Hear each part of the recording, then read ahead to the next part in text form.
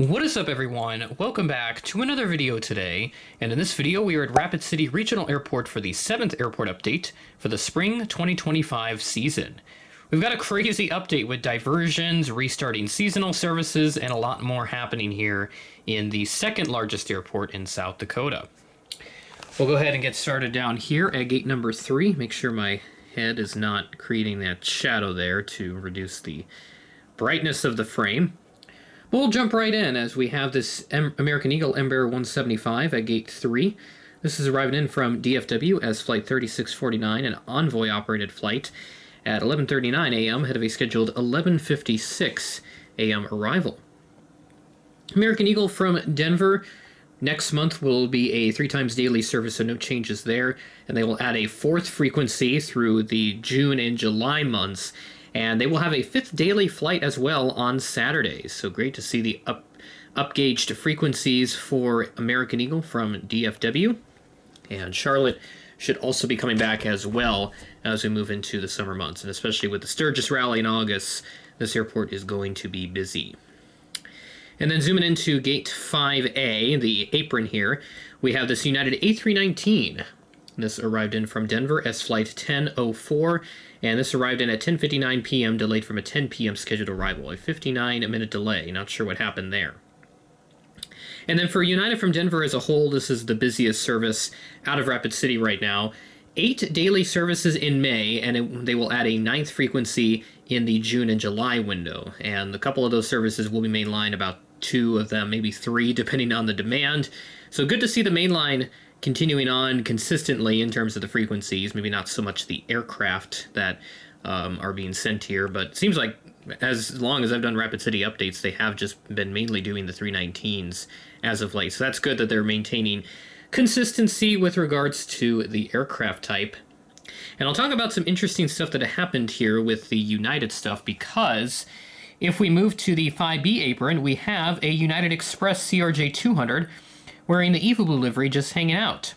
And this actually diverted from Denver. It came in from Williston, North Dakota as Flight 5528, a SkyWest-operated flight. And this aircraft squawks 7700. This happened on April 12th, so this would have been this past Saturday, not the 19th, but on the 12th.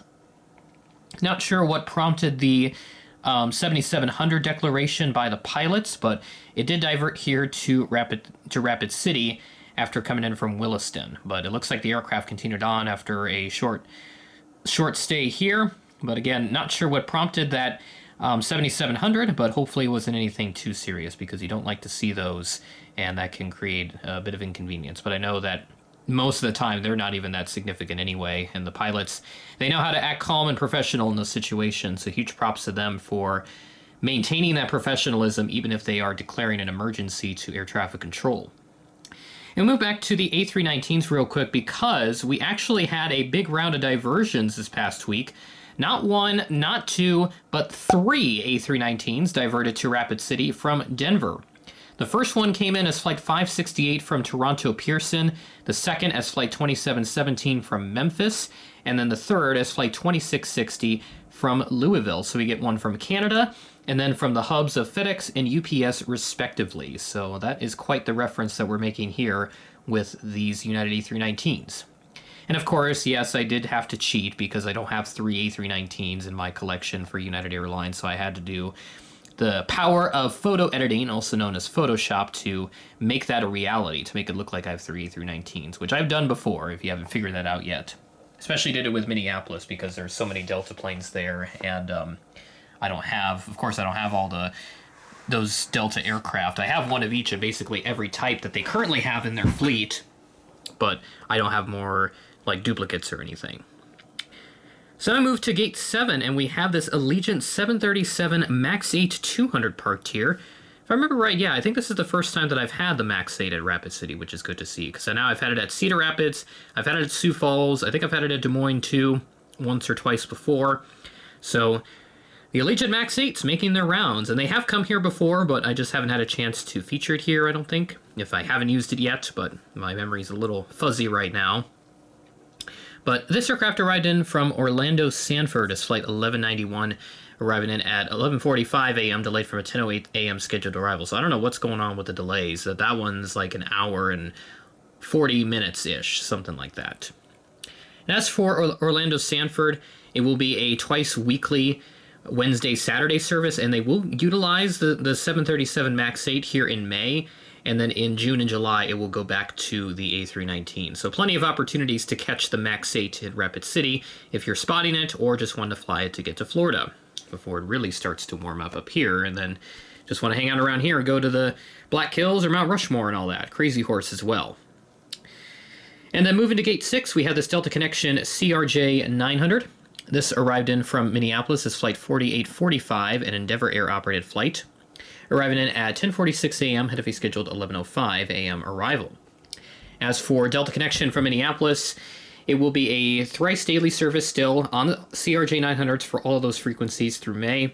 They will add a number 175 on one of those frequencies starting in June.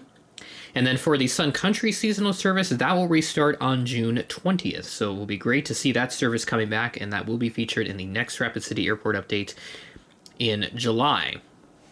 So be on the lookout for that. And then we'll skip down to Gate 4, where we have our last aircraft for this update, this tiny United Express CRJ 200. This one is a regularly scheduled flight, thankfully, and not a emergency or anything. This arrived in as Flight 5414, operated by SkyWest from Denver, at 9:09 a.m. ahead of a scheduled 9:21 a.m. arrival. And again, Denver frequencies continuing to dominate this airport with 8 to 9 of them through the next period before our next Rapid City Airport update.